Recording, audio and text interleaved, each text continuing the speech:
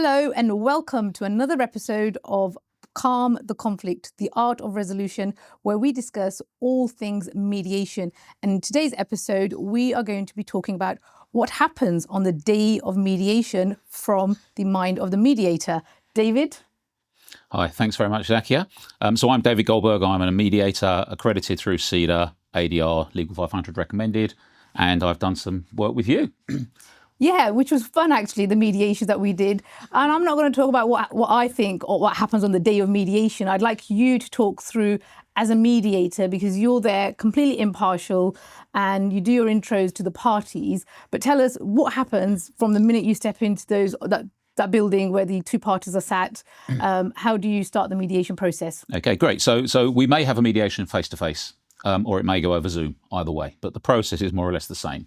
And just to set the tone on the day, normally in advance of the mediation, I will have had a conversation with both sides' lawyers just to sort of test the ground, see where we are and what the views are of how we're going to do things, opening statements, position statements and stuff like that. So on the day, the routine is more or less the same. I will, unless the parties are not prepared to be in the same room, try to have an open session. And in that open session, I will set the ground rules for the day, basically saying there are no ground rules, explaining how confidentiality works, explaining how the process works with me going in and out of the two different rooms or the windows if we're doing in breakout rooms on Zoom. And then I will break the parties off. I want to stop you there because you said something there about if parties don't want to be in the same room, because generally the relations are so soured between these two commercial entities. They may have worked together for years. I know of, clients that worked with the business for 20, 40 years, and then something happens, and these are directors and their egos are just far too big and they can't seem to agree on a resolution, on a dispute. Now, they don't want to see each other. They can't stand the sight of each other, so they don't want to be in that same room. So how do you deal with that? So an interesting one. Excuse me. So generally speaking, I will encourage the parties to get in the same room, even if not to speak. They don't even have to speak to each other. There's no handshaking, but just sit around the same room, because my explanation to you will be, I appreciate your clients don't want to be there, but it saves me saying everything twice. And if I say, these are the ground rules, this is how we're going to play the day, this is what we're going to be doing, and I say it to you, and then I've got to say the same thing to them, you're thinking, well, what's he telling them? So it's actually easier if I just say to you, look, you don't have to talk to each other. I don't want you to talk to each other. I don't even want you to acknowledge each other. Just be in a room so that we understand what we're going to do for the day. Okay, and what's actually interesting psychologically, you're absolutely right, the parties often are knives out for each other. But when it's commercial and you actually get to a mediation, both sides do tend to get into that mediation headspace, and they're thinking, well, let's try and knock this on the head. And seeing the other side does, genuinely does make a difference. The only ones I haven't done is I've had a couple of neighbour disputes where they're living next door to each other or opposite or whatever it is, and then it isn't going to work because that's too personal. But the commercial stuff tends to be, people will generally. Does it ever get physical? I mean, I've never seen that. No. Good question. No, not in my experience. No. You keep the tempo quite calm. The whole point is the tempo is really chilled. And we've got the day, so there's no rising of temperature with the parties, because there's no, if you're not in the same room, you can't be pointing at each other, and that's when I say, let's do everything in the breakout room. Okay, vent, shout, scream, swear. That's kind of the day. The whole point is you need that therapeutic side of things to just say to David, this is absolute whatever, and I will listen and hear, and you've got it off your chest, and it helps to keep the whole tempo down, and then we can get that in the morning and get those up and then focus on what we're going to try and do, and that's the key. So you've done your introduction to both parties. What happens next? So once both parties, we'll break into two different rooms, and I'll then come and speak to each party separately, quietly, and decide what we're going to do for the day. I've already discussed in advance, are we going to have an opening statement? Is there any point in you, if you're mediating for the client, having a 10-minute opening statement? And I'll say, actually, no, let's just say we're not here to do. We're here to find a resolution. Everyone's going to say, we've got an absolutely cast iron case, but we're here to find a resolution. So we don't need to hear that.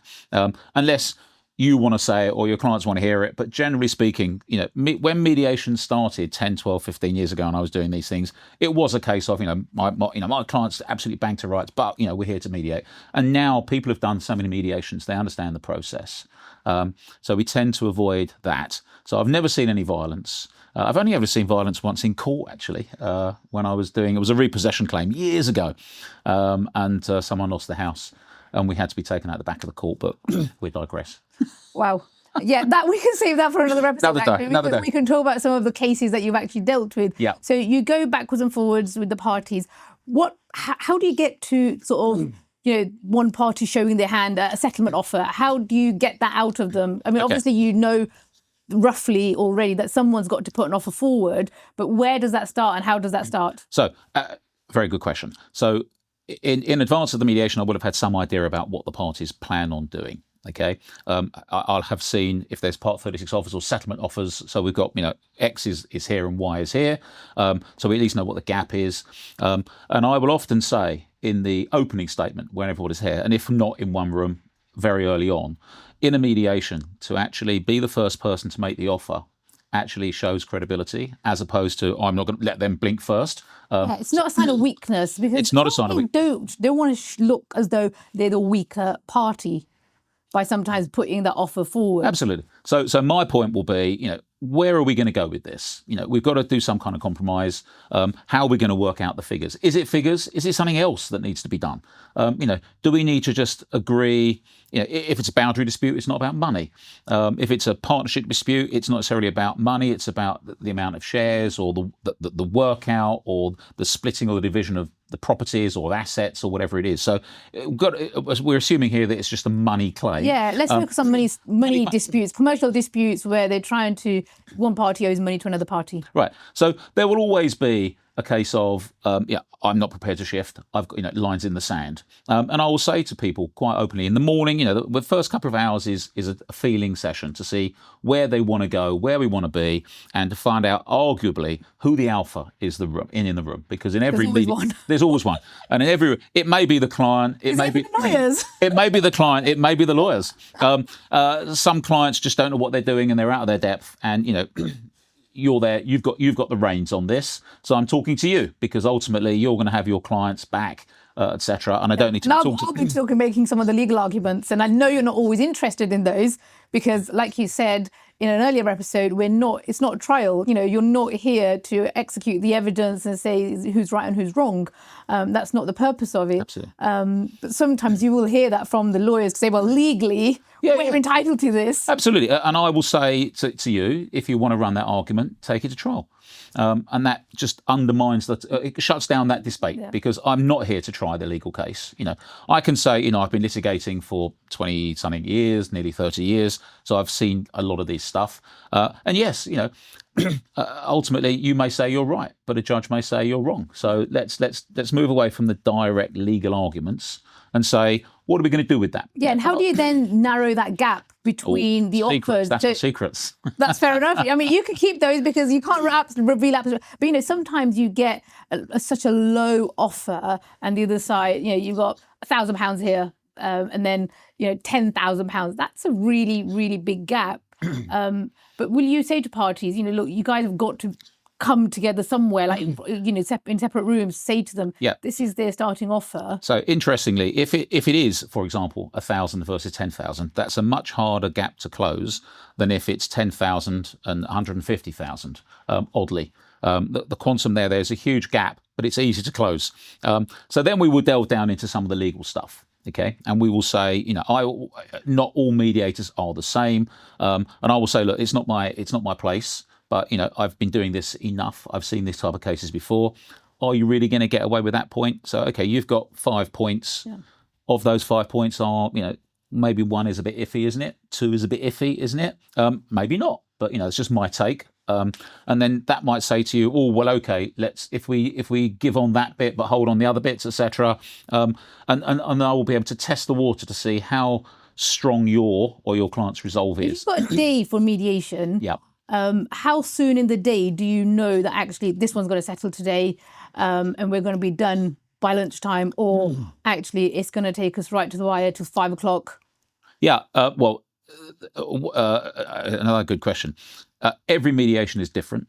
All the parties are different. But having said that, if everybody's got a day, everybody needs to focus on that day. Okay. And if we are not making any progress by late morning, let's say, I'll be reminding you and the other side, actually, even if we get this settlement agreed in principle, we've then got to do the paperwork. The paperwork always takes longer than everybody assumes. So you will come as a claimant and the defendant, or someone will come along with a draft terminal order or a settlement order of some kind or something. But you've then got to to and fro, and it still takes time. So I will say, we've got to get this over. We've got to, if we're going to do this, we've got to get this done by, if we're finishing at 6, we've got to get this done by 4. Okay, if we're going to do a deal, because otherwise we're going to run out of time. And if we're going to run out of time, that's fine, we can carry on, but then you're paying me more to sit around. And actually, let's not waste time and money. Let's just get on with it. And often that focuses people's minds. There are also other tricks that I can use if we are so far apart. I mean, is it going to settle or not? Most settle. I've done a few where they haven't settled on the day, but we've narrowed the issues substantially, and then the parties can keep talking. I've done one where we've had a second follow-on conversation, not a full mediation, where we've then got over the line because people need to go back higher up the chain to parent companies or whatever it is, or sister companies, and find where the money's coming from or not coming from. So most of them do to settle. The harder ones to settle are the personal ones. So again, the boundary disputes, neighbour disputes, purely because people the emotions involved. It's far more emotional. So if it's just money, they're more or less, almost certainly there will be, as long as there's a will, there'll be a settlement there somewhere. So you've done your introduction to the parties. They're in their separate rooms, and you've gone backwards and forwards, discussed each party's sort of case with them, where they are. They've now made a few offers, and like I said, you're very close. Sort of, who has that final say? I mean, is there in all the mediations that you've done, have you seen a pattern anywhere where the claimants have made the final offer and the defendants have said yes, that's fine, draw a line, or is there like a mixture? It's very much a mixture. Most mediations have the same thing, where the lawyer on the other side by 3 o'clock will be closing their laptop and packing their bags when I'm coming into the room, or when I leave the room, because that sort of tends to be relatively standard behaviour, which I always see. We've got to go at 4 o'clock because I've got to pick the kids up, or we've got to get back to somewhere, or we're not paying any more money, so we need to move on. These are the kind of you've seen these kind of things. I've seen them, yeah. I've got a train to catch. The last train is X, or I've got to be somewhere else by whatever. But these are good reasons to get the mediation pushed on, get it moving, and find a resolution. And if not, there are certain tricks that I can say. I may say, for example, and I don't know if I've done this with yours, where we have, if the parties are that close but just not quite there. Okay, and let's say we're 25,000 apart, 50,000, whatever it is on a slightly bigger claim.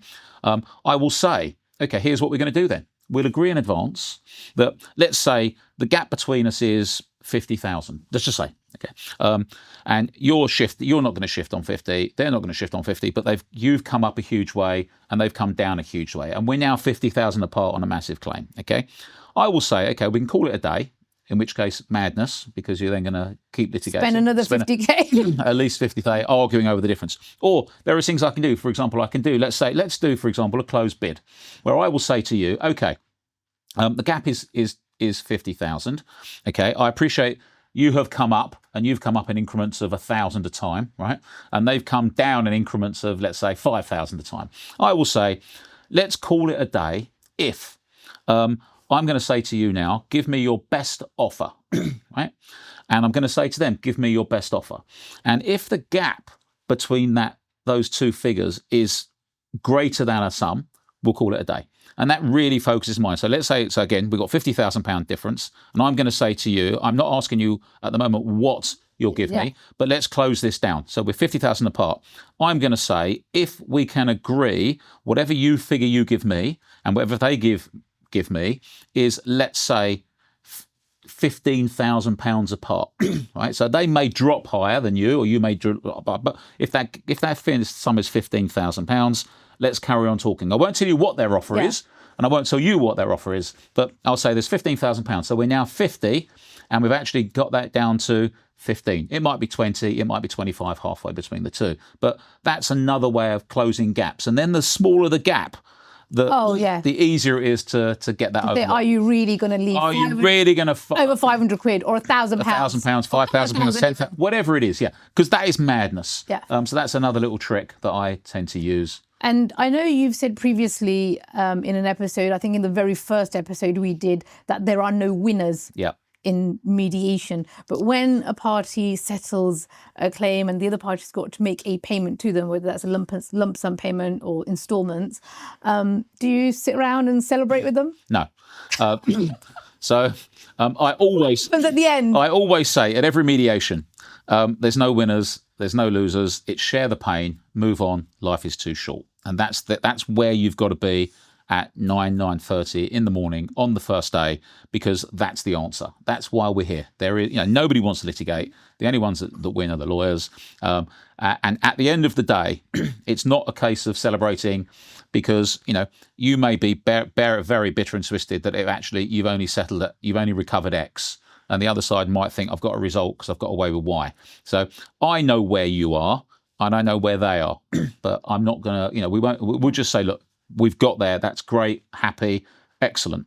And then, there's not a cause for celebration necessarily. But what I then do is I will then follow up afterwards and say, guys, how did it go? And I'll ask for endorsements, and I've got a CV, which you've probably seen. I think we'll leave it there. But yeah. Because I think what you said in that little summary about, the settlement's done now, life's too short. So actually, let's just move on. So thank you so much for listening to another episode with David Goldberg, the mediator. And we'll be back with another episode. Thank you. Thanks. Thank you for listening. This podcast was brought to you by Right Here Creative, a video creative agency based in Oxfordshire. Check them out at rightherecreative.co.uk.